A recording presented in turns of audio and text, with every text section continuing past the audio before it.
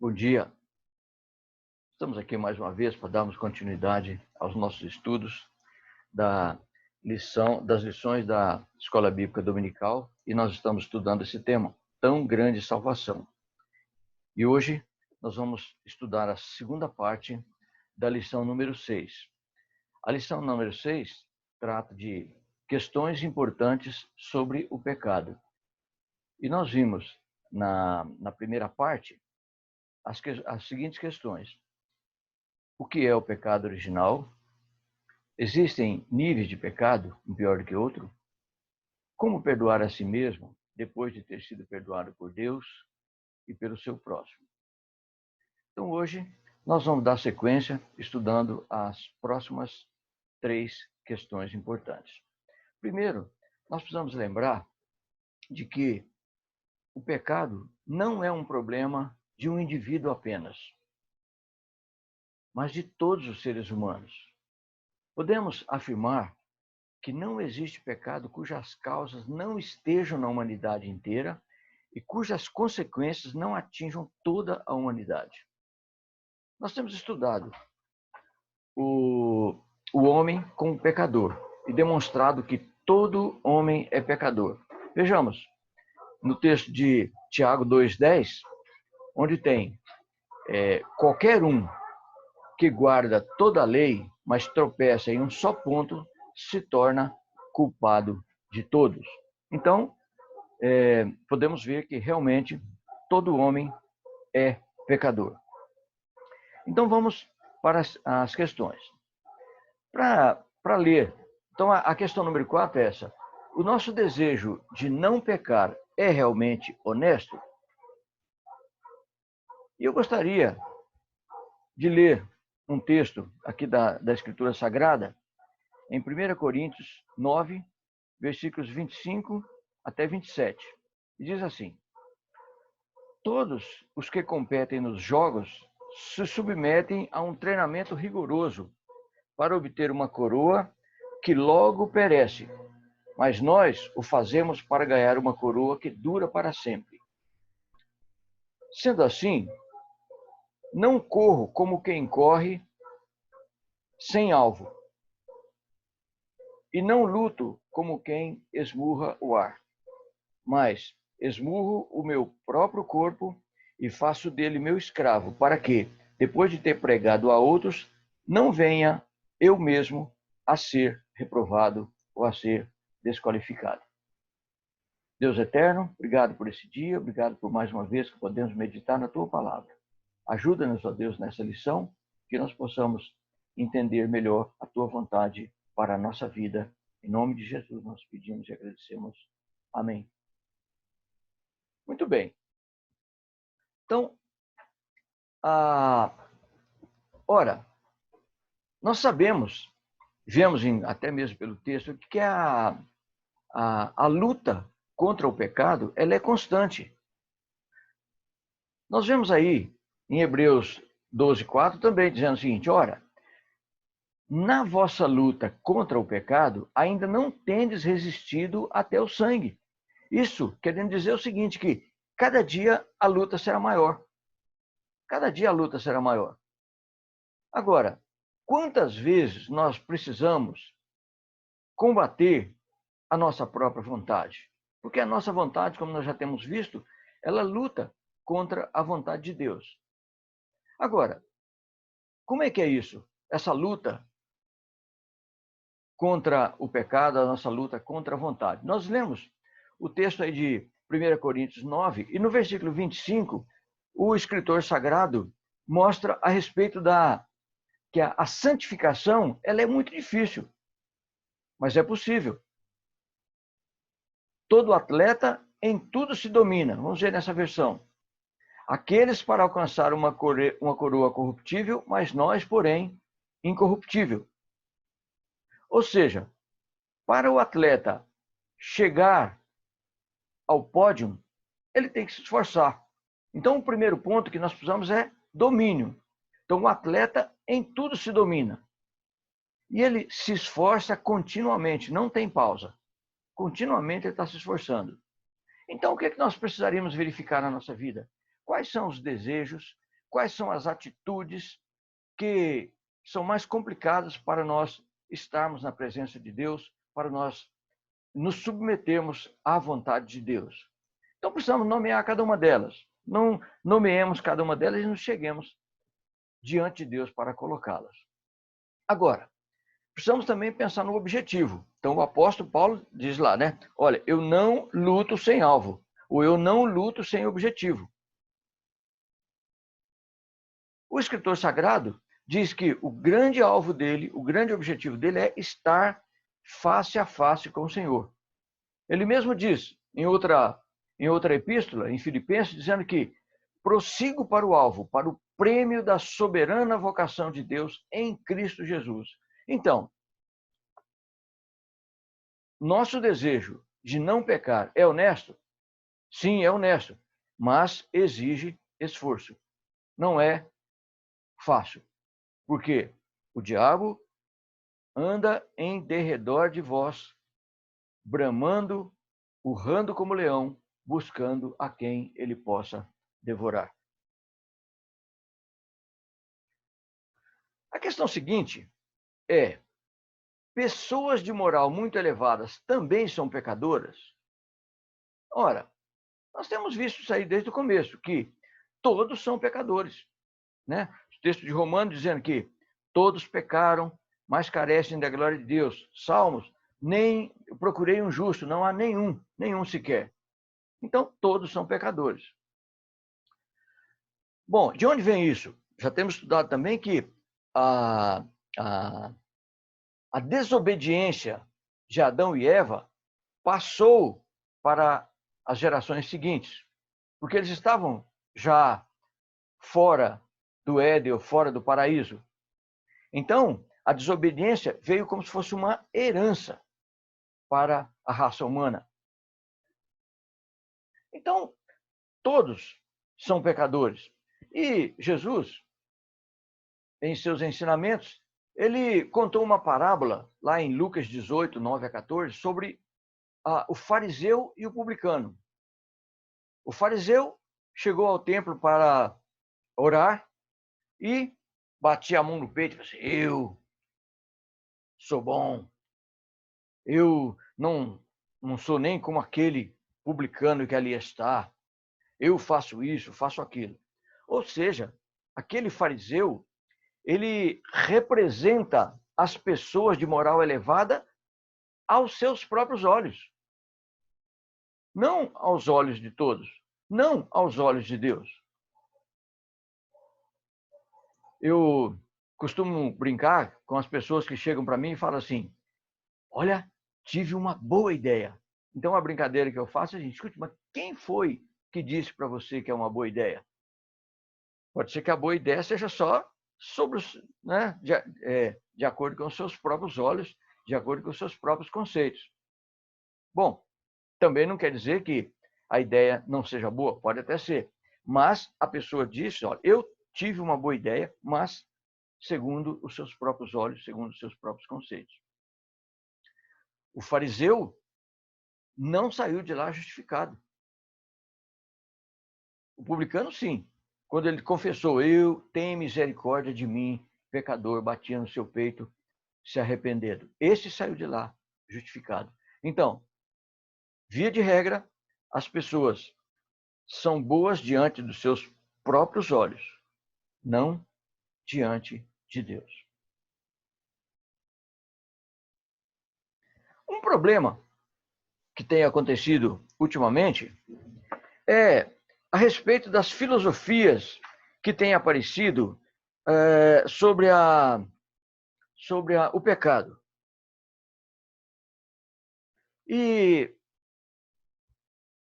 o antropocentrismo, difundido por algumas correntes da psicologia e da sociologia, minimizam ou negam a questão do pecado.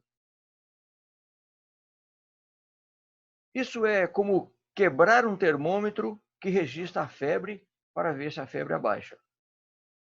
Negar o pecado não cria um homem melhor, apenas produz uma sociedade amoral. O que é pior do que uma sociedade imoral. O imoral pode se arrepender, mas o amoral é o que não tem moral, não tem definição.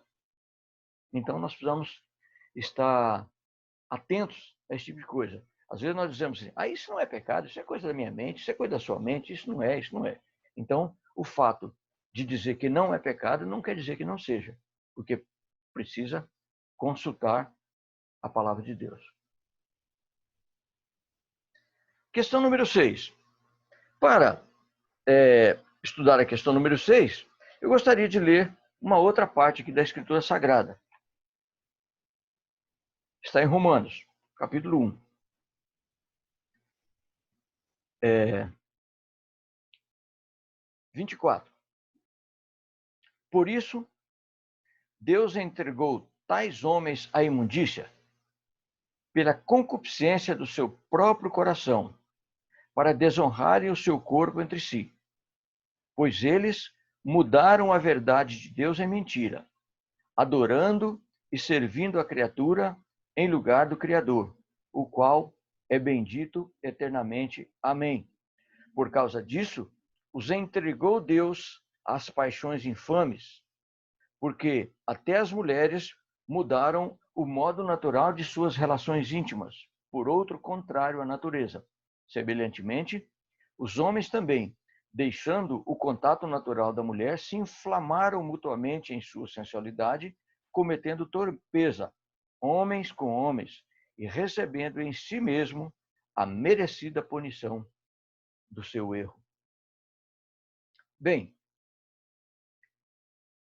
quando fala Deus entregou, nós precisamos entender que não quer dizer que Deus simplesmente virou as costas para ele. Não. Deus está sempre sendo coerente, sempre, com o projeto que ele tinha feito na criação do homem. Ele criou o homem, a humanidade, com senso de escolha, com senso de responsabilidade. Então, a pessoa escolhe o que quer fazer. Então, ele tem a orientação, ele dá a orientação a respeito de sua palavra, mas a pessoa escolhe obedecer ou não. É como se o pai olhe para o filho que está deixando a casa, está indo embora, virou as costas para o pai e foi embora. Não quero mais ficar aqui. Não quero mais ouvir a sua opinião, ouvir a sua lição. Então, o pai simplesmente ele pode até concordar. Tá bom, filhinho, pode ir. Mas o pai vai ficar sofrendo, chorando e dizer para ele, filho, olha, o dia que você quiser voltar, a porta está aberta. Então é assim também. A pessoa, ela escolhe o que ela quer. Foi escolha dela. Então, nesse caso aqui, a pessoa escolheu abandonar a Deus, abandonar os seus conceitos, abandonar a sua vontade para dar satisfação à sua própria vontade, dar satisfação à sua própria mente, né? A uma mentalidade reprovável. Bem, a nossa vontade, ela, como já dissemos várias vezes, está sempre contra a vontade de Deus. Nós precisamos pensar isso, que é mais fácil cometer o segundo pecado do que foi para cometer o primeiro. Porque a nossa mente vai ficando endurecida, vai ficando embotada. E depois de um certo ponto, nós podemos notar que é mais fácil pecar mais, é mais gostoso pecar mais. Quanto mais pecado, melhor. Bem, agora, no último versículo que nós lemos aqui, diz assim, que há um juízo nessa oportunidade. A pessoa escolheu o caminho da impureza. Então, o juízo, como diz o texto aqui, não é Deus que está dando o juízo, é a própria escolha da pessoa. Então, nós lembramos o seguinte, que outro dia eu estava vendo uma entrevista dizendo o seguinte, que uma pessoa que se envolve com droga, ela tem, na média, 10 anos a mais de vida. Então, vamos supor, a pessoa com 18 anos se envolveu em droga. Então, no geral, com 28 anos ela vai morrer. Provavelmente alguma coisa. Morrer assassinada, morrer na mão dos traficantes, vai morrer de doença, vai ter uma overdose, enfim. 10 anos é mais ou menos a, a quantidade extra de vida que a pessoa tem. Ela escolheu. Ela está sendo punida não por Deus, mas pela própria escolha.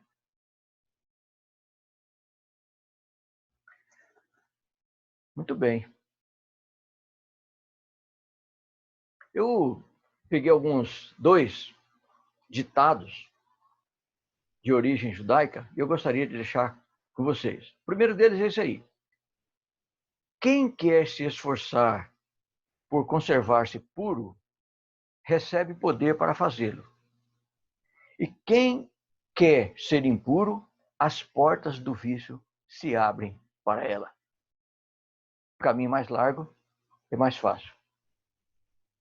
E depois, quem levanta um amparo em torno de si está protegido. Quem se rende já está entregue.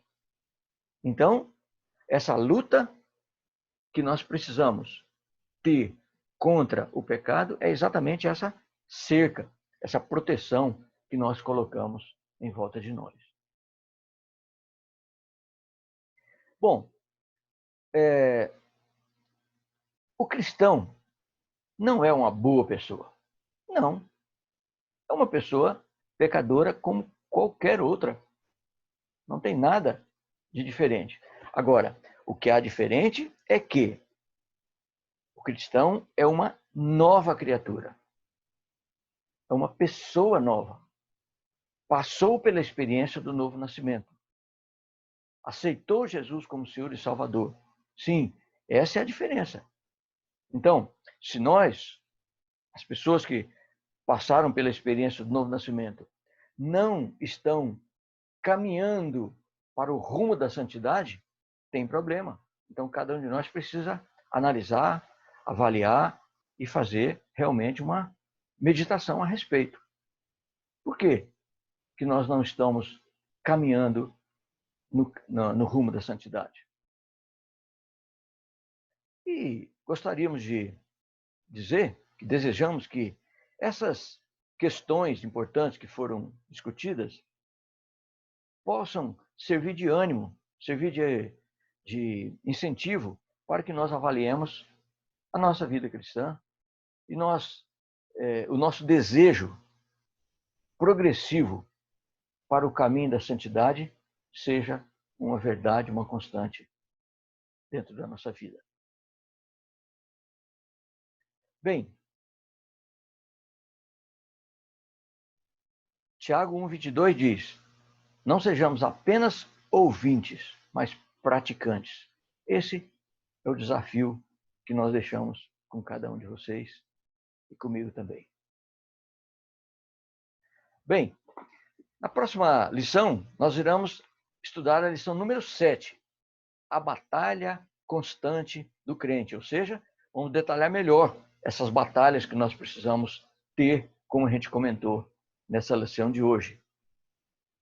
E que Deus esteja nos abençoando diante do estudo da sua palavra. Meu Deus, mais uma vez, queremos suplicar a tua bênção, a tua orientação sobre nós, o perdão para os nossos pecados e que cada dia nós possamos nos aproximar mais de ti e andarmos no caminho da santidade. Obrigado, Senhor, em nome de Jesus. Amém. E que Deus nos abençoe e nos guarde durante esse período. Amém. Amém.